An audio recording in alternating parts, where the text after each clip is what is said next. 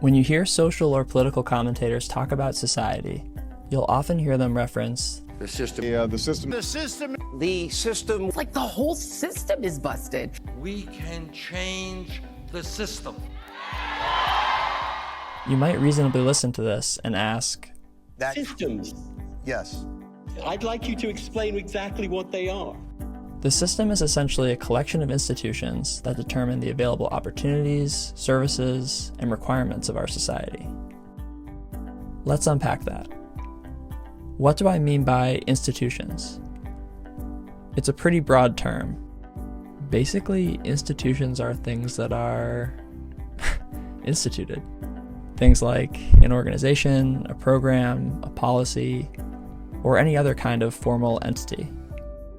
There are lots of types of institutions. Government organizations like the Post Office or Department of Defense. Government programs like Social Security or the GI Bill.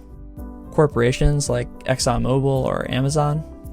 Or laws like our tax code or the First Amendment.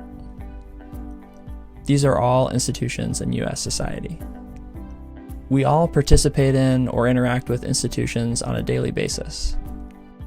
Sometimes actively, for the purpose of obtaining services or working as an employee, and sometimes passively, when we're impacted by requirements imposed by institutions.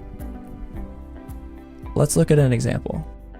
One of the subsystems that helps make up our system as a whole is our education system. At the top level of our education system are the federal and state departments of education, all of which institute laws and programs that guide the operation of schools across America. And at the bottom level are all the schools themselves. Most of us have attended some form of school, likely because of a mandate instituted by our state government. If this mandate didn't exist, there's a chance that many more of us wouldn't receive structured schooling of any level.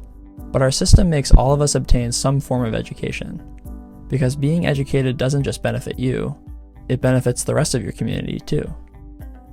Because the purpose of education is to equip you to be a more active and productive influence on your community. Our state governments also impose requirements on the curriculum we're taught and decide how well funded the schools are, which impacts the quality of experience the schools can provide students, and also impacts what kind of resources the schools will be able to provide a community, such as after-school care. Our education system determines what kind of educational foundation we get, which has a massive impact on what we think about the world and what paths we'll pursue after we leave school.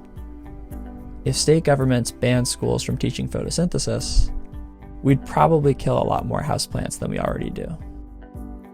If they mandated a heavier influence on the arts, then we'd likely have more aspiring writers, sculptors, and filmmakers. But our education system doesn't operate in a vacuum. If the rest of our larger system doesn't accommodate a robust class of artists, then it won't exist. There are countless other subsystems that interact to make up our system as a whole and determine what our society looks like. So when you hear people refer to the system, don't picture this nebulous phenomenon, picture all of the pieces that it's composed of. Having a clearer picture of what our system actually is can help us better understand how it works and how it can be improved.